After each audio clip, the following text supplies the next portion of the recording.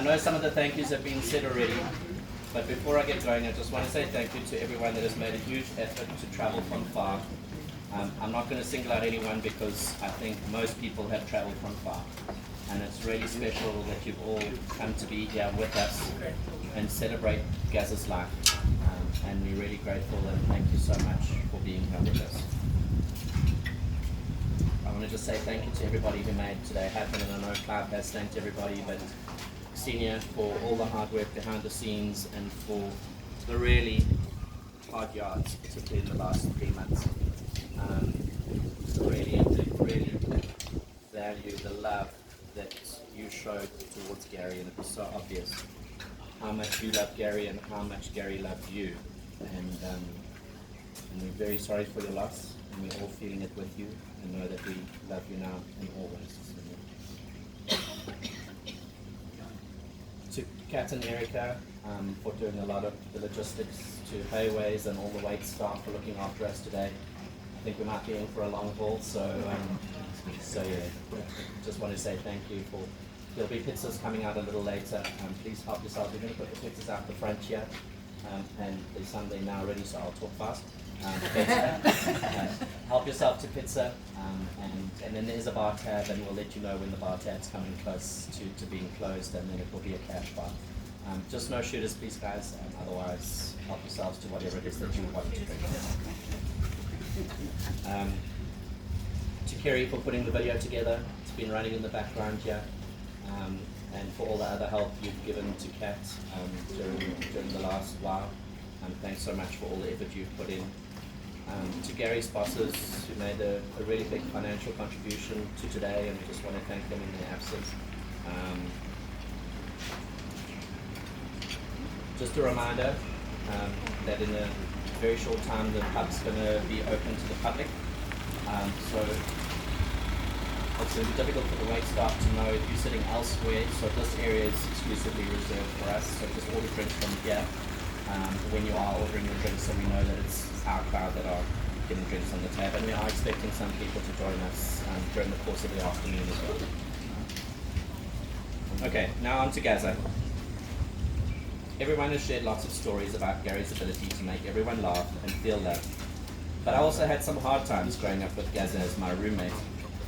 A messier kid would be hard to find. And if anyone knows me, I'm a little OCD, so this wasn't a great combo. He was always leaving his stuff all over my half of the room.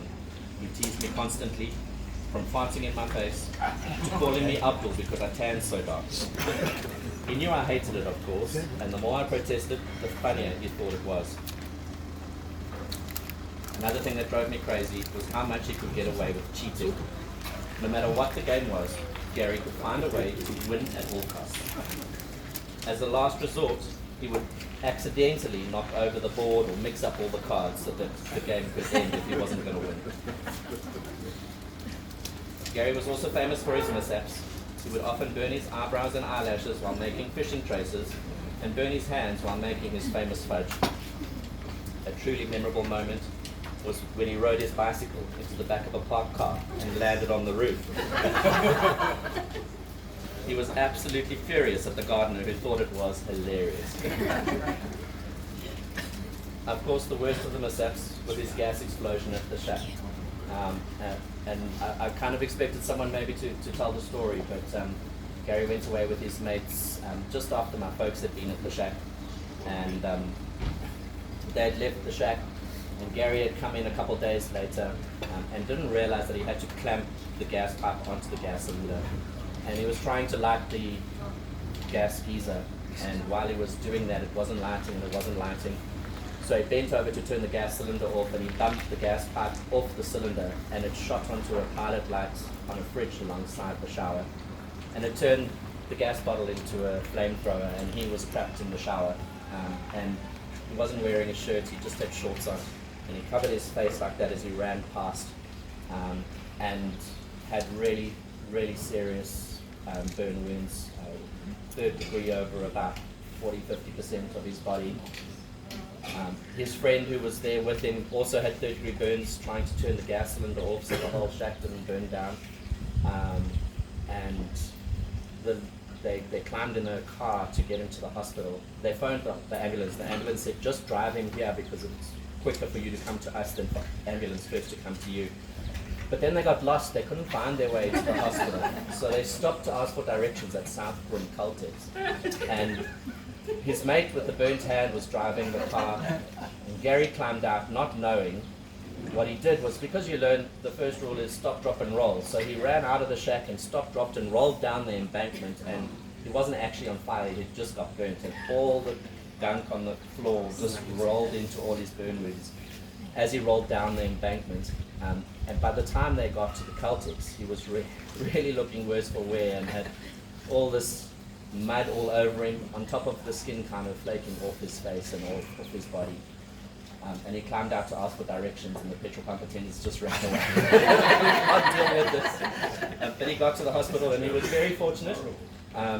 The matron from 1 Mile Hospital in Pretoria had just retired down to Margate, and she looked after him, and she actually made the doctors open up all his wounds again and clean him out, and he had a really bad infection, and had she not known the signs of it, we might have lost Gaza a long time ago. So we're very grateful to that matron for giving us some extra years with Gaza.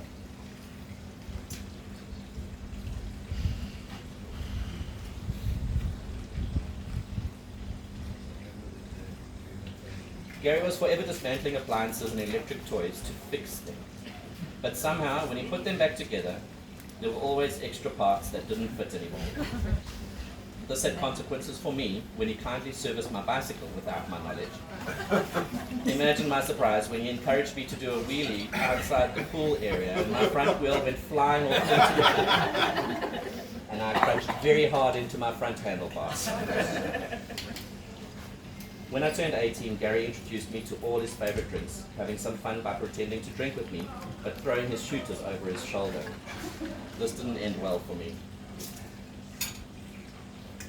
For my 30th, 20 years ago, we went to Zanzibar, and Gary joined us for our trip in Zanzibar. And it was a really long day. We were supposed to get there early on the Sunday, but the roads were completely blocked. There was an accident on the only bridge that got you from the south to the north part of the island. And so we were stuck, and Gary went off into the bush and he found a shippy and came back with cases of quartz, and we sat in this traffic jam for hours and we drank our quartz, and we finally got through the traffic jam, but we got into the hotel at about 10 o'clock, 11 o'clock that night instead of in the early morning on the Sunday. And it was a whole bunch of my friends, and Gary had come along, so we rounded up everybody's cash because we all were traveling with US dollars, and we were like, well, we need to have some Tanzanian shillings because we need to pay for restaurants and whatnot.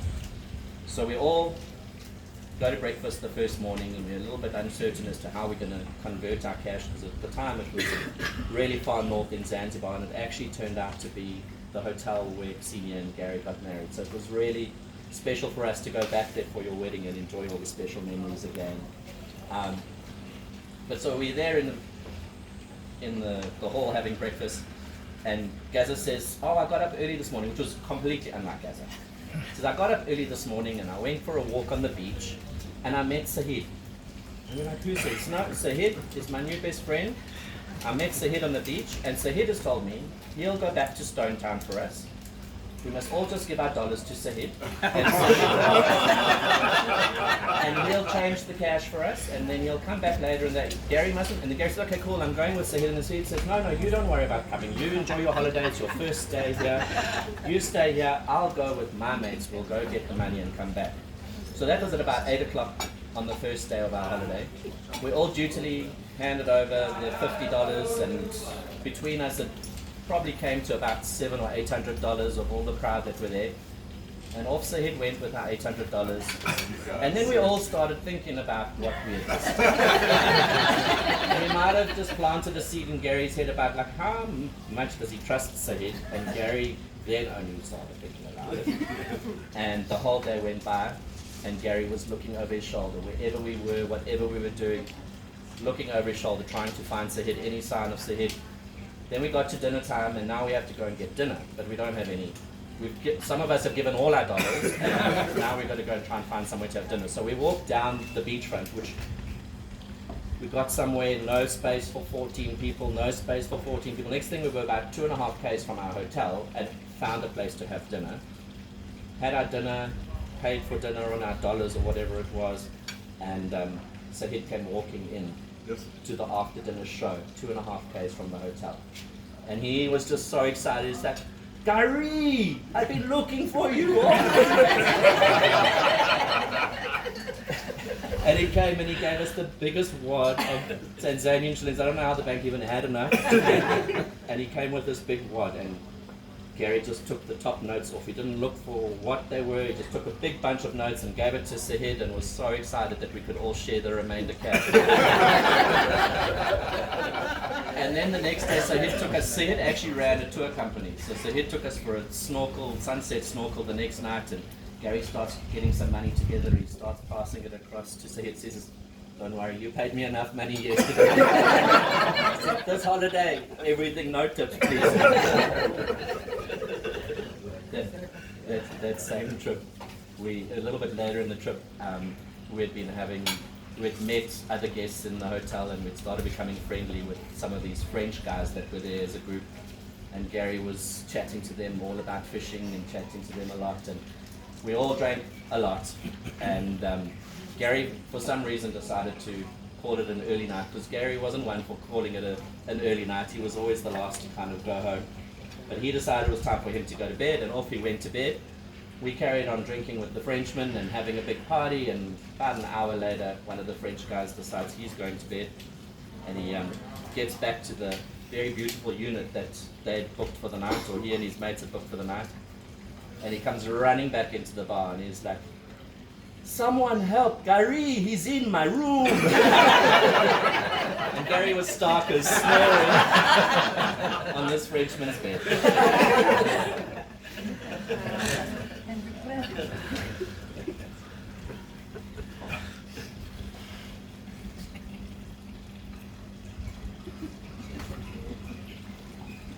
I think the Whites and the Brooks have been a part of our life for so long, for the whole of my life, so at least 50 years. But it's been very special to share all the holidays over all the last years, and subsequent to us not going to the shack anymore, spending a lot of really good quality time with Sullen, Dex, and Brad, and Roan, and Rhonda, and Terry. One particularly funny story about Gary was we'd gone to Terry and Roan's wedding, and we had booked into this little lodge close to the wedding venue. And on the wedding was the Saturday night. On the Saturday morning, we had a golf game booked, and it was the first and only time, and a big regret, the first and only time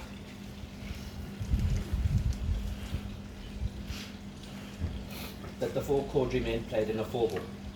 And so we had an 8 o'clock tee-off time for all of us to get to the golf course in the Midlands.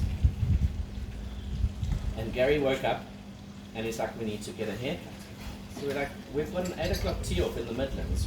Where do you think, it's 6 o'clock on a Saturday morning, where do you think you're going to get a haircut?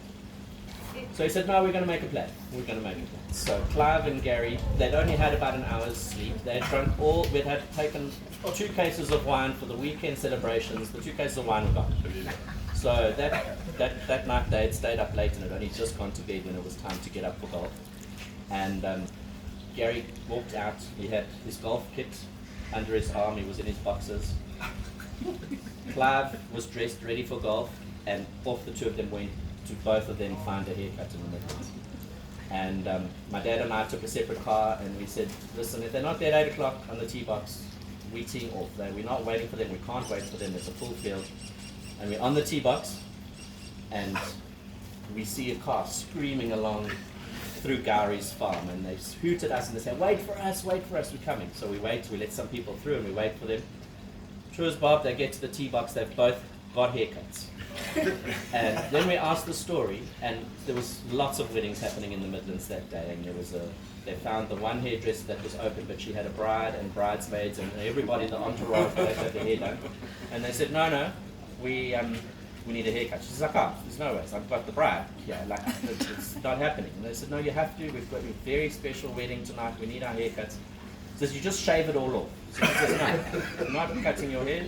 So then they went away, and they found an open shop at 6:30 in the morning, and they bought Ferrero Rocher, And they went back to the same hairdresser and they're like, come on, just here's some Ferrero Rocher, please cut our hair.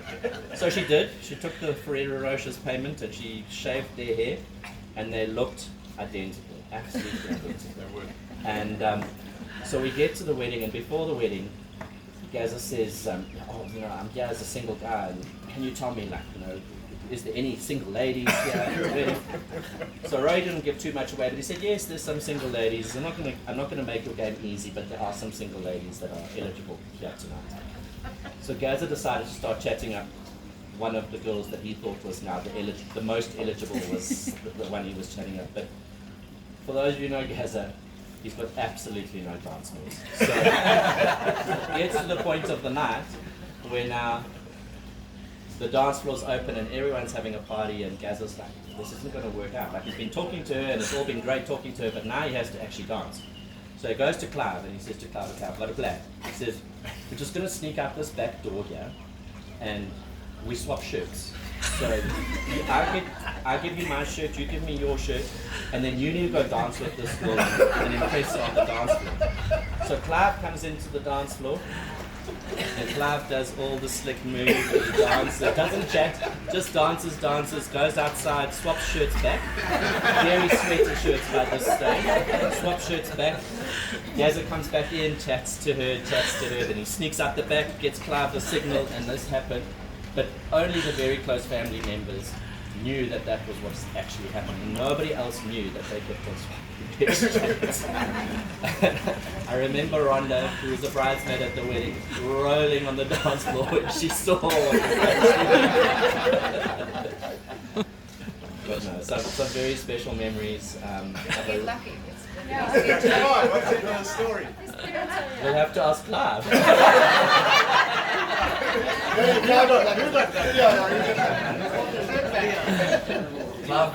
Yeah. Oh no, sorry, the end of that. What ended up happening, Clive came over and he's like, I'm tired of this, and Gary's shirt is a lot sweatier than mine. I'm tired of this. He says, watch Andy, watch what's going to happen now. And you put on Gary's shirt and he gets to the dance floor. And Clive, who had never done the worm in his life before, was worming across the dance floor and doing some Pulp Fiction moves. And Gary's like, give me my shirt, give me my shirt. And the game was up. Sorry, I've been talking for a long time. Please bear with me. No, it's good. You warm the pizzas. Yeah, that's a great idea.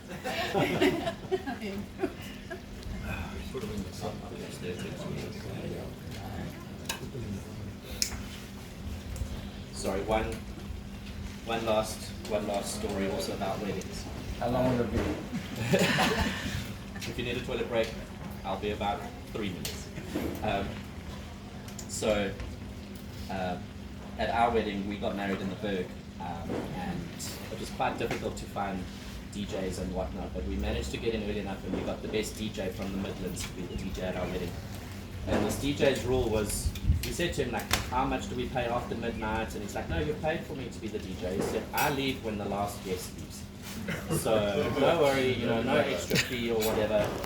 So about 3 o'clock in the morning, the wedding party finally kind of wraps up, but not for Gary and Clive. So Gary and Clive decide this is a really good opportunity to go from table to table and get all the half-drunk bottles of wine and decant them into full bottles of wine and cork those and put them away. And so they stayed up until sunrise with the DJ still blaring tunes, and I can't remember our DJ's name, Wayne I think his name was, and Wayne and Clive and Gary played all their favorite tunes, and I think probably danced the night away, the three of them, into the sunrise, and they had a great time. And then a year later we went to Cathedral Peak for our first wedding anniversary, and Wayne was the DJ at the wedding in Cathedral Peak. So we went over and we were like, oh, hi Wayne, so good to see you. And you could just see he was like blank, absolutely no idea. And then he's like, I'm really sorry, I do like 2 to 3 weddings every weekend, and like I just don't remember you. So I said, well, maybe you'll remember my brothers, Clive and Gary's like, oh, Clive and Gary! That was an awesome wedding, I remember that. Because we played music till sunrise.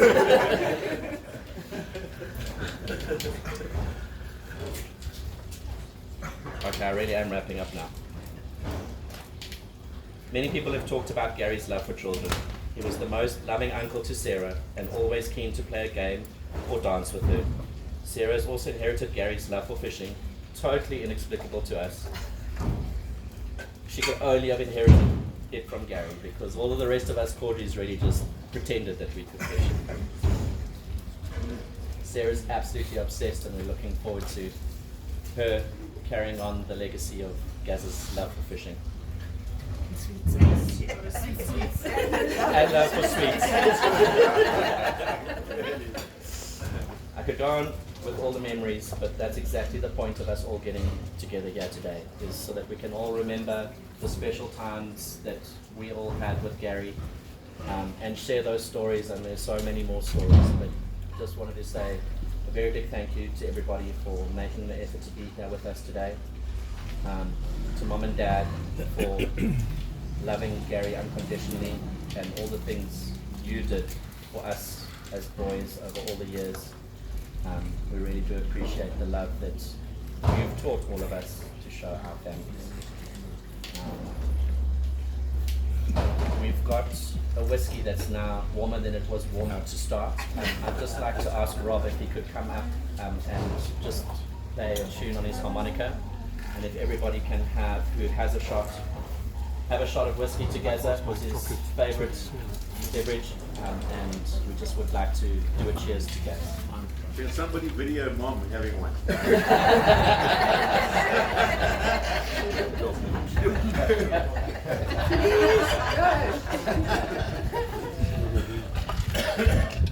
This one's for Gaz. Yeah. And to some friends and family. Gary. Can I ask you to remain standing, please? How much I can.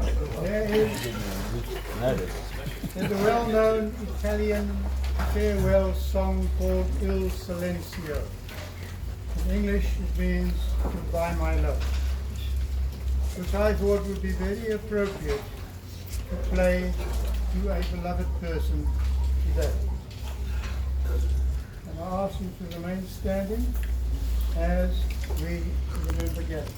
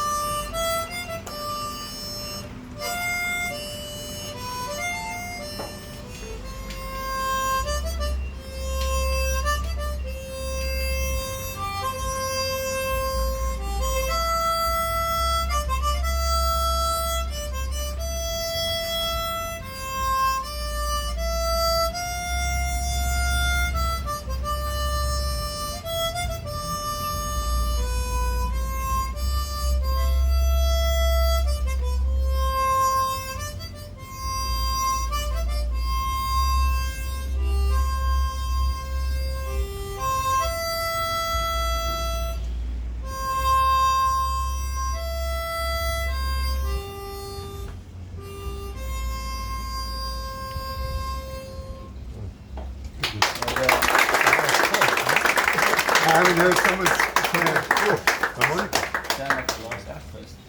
Thank you, everybody. No, the last post. Someone who's done a real lot for Gary and Senior over the last couple of years, and particularly the last couple of months, is my brother Clive. And I know it's really hard doing lots of kilometers in your car, fetching Mum and Dad to get to the hospitals, fetching Senior to take her to the hospital, fetching us from the airport when we came out in October. And I know you said it was all fine and easy, but it takes a lot of dedication to do all the travel that you've done in the last 3 months to make sure that everybody that loves Gary got to see Gary, and that he got to get his his favorite takeaways delivered to the ICU, and the ICU nurses were quite happy that there was regular food deliveries and lolly deliveries, so thank you, Senior, for making that all happen. And although it's a day to remember Gary, also just want to say a very big happy birthday, Butch. Yeah. Cheers, guys. Yeah. Thanks, everybody. There's some cold pizzas up front here. There'll be some more months coming out shortly.